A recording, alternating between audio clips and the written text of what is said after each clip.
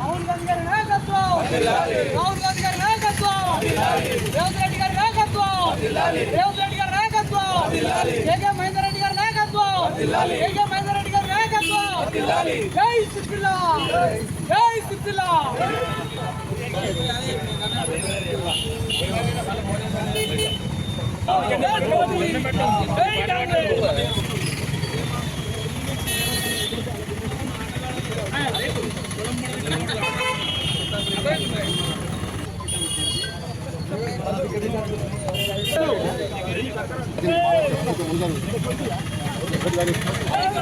జై కాంగ్రెస్, జై కాంగ్రెస్.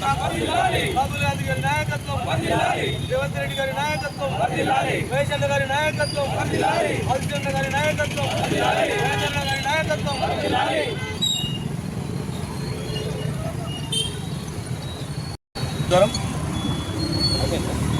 ఏదైతే మన వేములవాడ రాజన్న దక్షిణ కాశీగా పేరు పొందినటువంటి పుణ్యక్షేత్రము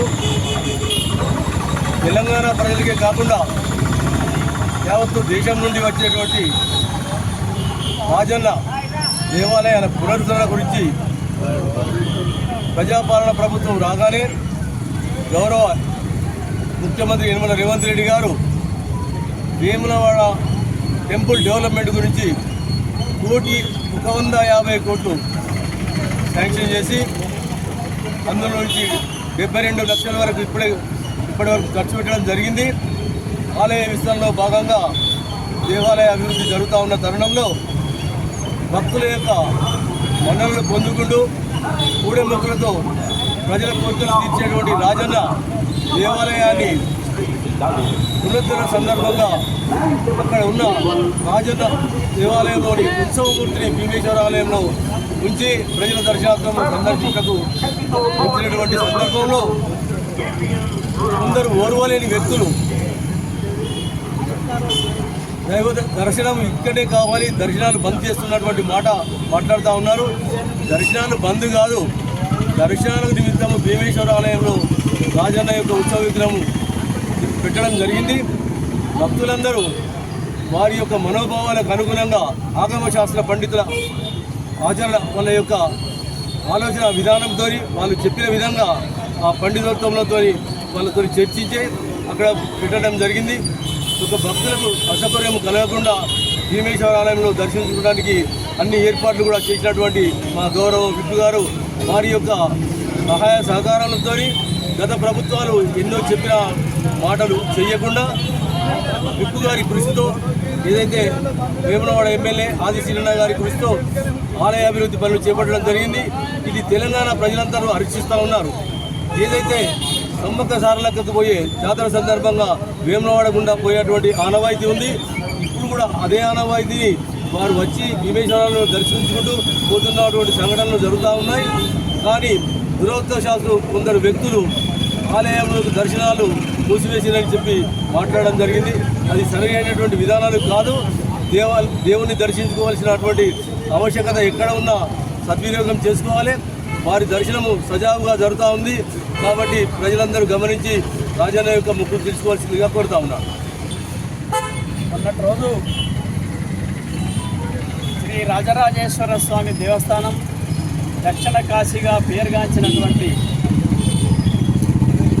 అన్ని వర్గాల సబ్బండ వర్గాల ప్రజల ఆరాధ్య దైవమైనటువంటి శ్రీ రాజరాజేశ్వర స్వామి దేవాలయాన్ని పునరుద్ధరించే కార్యక్రమంలో భాగంగా తెలంగాణలో నూతన ప్రజాప్రభుత్వం ఇందిరమ్మ రాజ్యం ఏర్పడ్డ తర్వాత గౌరవ ముఖ్యమంత్రి రేవంత్ రెడ్డి గారు స్వయంగా వేములవాడను సందర్శించినటువంటి విషయాన్ని గుర్తు చేస్తూ ఆలయ అభివృద్ధికి గత ప్రభుత్వం 10 సంవత్సరానికి 100 కోట్లు ఇస్తామని చెప్పి 100 కోట్లు కాదు కదా 10 కోట్ల రూపాయలు కూడా ఇవ్వకుండా పోయినటువంటి పరిస్థితుల్లో ఈ దేవాలయాన్ని పూర్తి స్థాయిలో పునరుద్ధరించాలనే ఒక లక్ష్యంతో వేములవాడ శాసనసభ్యులు గౌరవ ప్రభుత్వ విప్ గారు ఆది శ్రీనివాస్ గారి యొక్క పట్టుదల చొరవతో మన జిల్లాలో ఉన్నటువంటి మంత్రివర్యులు పొన్నం ప్రభాకర్ గారు కానీ ఆది శ్రీనివాస్ గారు కానీ మన నియోజకవర్గ ఇన్ఛార్జ్ మహేందర్ రెడ్డి గారి ప్రోత్సాహంతో అందరు కలిసి గౌరవ ముఖ్యమంత్రి రేవంత్ రెడ్డి గారి ప్రభుత్వం నుంచి రేవంత్ రెడ్డి గారి మన్ననలు పొంది మరి మనకు 150 కోట్ల రూపాయల నిధులను మంజూరు చేయించి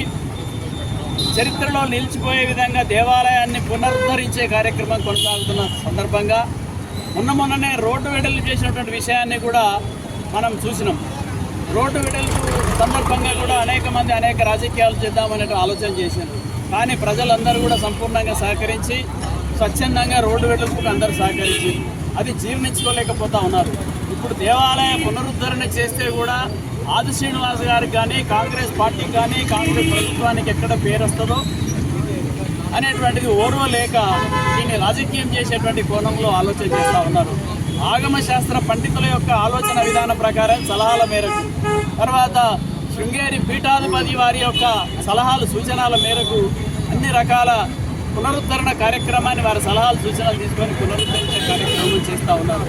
అందులో భాగంగానే మరి మనం సహజంగానే మన ఇల్లు నిర్మాణాన్ని పునరుద్ధరించుకునేటప్పుడు పునర్నిర్మాణం చేసుకునే క్రమంలో ఆ ఇంట్లో ఉండటానికి వీలవుతుందా అని ఇప్పుడు రాజకీయం చేస్తున్న మిత్రులను అడుగుతూ ఉన్నాను. అదే ప్రకారంగా దేవాలయం ఏదైతే మెయిన్ మూల విరాట్ ఉందో మనకు మూలంగా ఉన్నటువంటి శివుడు కానీ తర్వాత రాజరాజేశ్వరి దేవి కానీ అక్కడే ఉంటున్నారు. వాళ్లకు రోజు నిత్య పూజలు ఏ విధంగానైతే గతంలో జరుగుతున్నారో అదేవిధంగా రోజు నిత్య పూజలు కూడా జరుగుతున్నాయి అనేటువంటి విషయాన్ని కూడా తెలియజేస్తూ ఉన్నాం. ఈ విషయాన్ని అంతా కూడా సంపూర్ణంగా ప్రభుత్వ గౌరవ శాసనసభ్యులు ఆది శ్రీనివాస్ గారు తెలియజేయడం జరిగింది. ఇంకో కేవలం రాజకీయ కోణంగా ఆలోచన చేసి దేవుణ్ణి రాజకీయాలకు లాగి రాజన్న వాళ్ళకే ఉన్నాడు దేవుడు ఎవరికి కాదు అనే ప్రకారంగా చేస్తూ ఉన్నారు. రాజన్న యావత్ తెలంగాణ రాష్ట్రానికే కాకుండా మహారాష్ట్ర ఇతరత్ర రాష్ట్ర ప్రాంతాల నుంచి కూడా భక్తులు వచ్చి అనేక మంది దర్శించుకునేటువంటి సందర్భాన్ని గుర్తు చేసుకోవాలి. తర్వాత ఏదైతే ఇప్పుడు మనకు బ్రహ్మాండంగా ఉత్సవమూర్తులను తీసుకెళ్ళి ఆ ఉత్సవమూర్తులను ఒక భీమేశ్వర ఆలయంలో నెలకొల్పి భక్తులకు ఏ విధమైన అసౌకర్యం కాకుండా కోడలను కూడా, ఎందుకంటే ఉత్సవమూర్తులు అక్కడే ఉన్నారు కాబట్టి కోడె మొక్కు చెల్లించుకుందామంటే కూడా కోడెను పట్టుకొని చుట్టూ తిరిగేది ఉంటుంది. కాబట్టి దేవాలయ పునరుద్ధరణ పనులు జరిగేటప్పుడు ఆ పునరుద్ధరణలో మిషనరీ అంతా కూడా పనిచేస్తున్నప్పుడు బండలు రాళ్ళు లేకుంటే ఇతరత్ర నిర్మాణాలు భక్తులకు మీద పడ్డట్టయితే ఇబ్బంది కలుగుతున్నటువంటి ఉద్దేశంతో మరి ఏ విధమైనటువంటి అవాంతరాలు జరగద్దు భక్తులకని ఆ ఉద్దేశంతో మరి భీమేశ్వరాలయానికి తరలించి అక్కడ బ్రహ్మాండంగా పూజలు చేసి భక్తుల సౌకర్యార్థమై కోడెమొక్కులు కానీ అన్నపూజ కానీ కుంకు పూజ కానీ మహాచండీ యాగం కానీ అన్ని కార్యక్రమాలు అక్కడ చేసే విధంగా సౌకర్యాలు ఏర్పాటు చేసిండ్రు. ఇది చూసి ఓర్వలేక ఎక్కడ ఆది శ్రీనివాస్ గారికి పేరు వస్తుందో, ఎక్కడ కాంగ్రెస్ ప్రభుత్వానికి కాంగ్రెస్ పార్టీ రేవంత్ రెడ్డి గారి పేరు వస్తుందో అని చెప్పి ఓర్వలేక వాళ్ళు గతంలో వాళ్ళు చేయలేనటువంటి వాళ్ళు చేసేటోళ్ళని ఓర్వలేక చేస్తున్నారు. కాబట్టి దీన్ని భక్తులు ప్రజలందరూ కూడా ముక్తకంఠంతో ఖండించి రాజరాజేశ్వరుని యొక్క ఆశీస్సులు పొందడానికి అందరూ కూడా భీమేశ్వర ఆలయానికి వెళ్ళి అందరూ కూడా సజావుగా దర్శించుకుంటారని ఆశాభావం వ్యక్తం చేస్తూ దర్శించుకుంటున్నారనేటువంటి విషయాన్ని కూడా తెలియజేస్తా ఉన్నాం.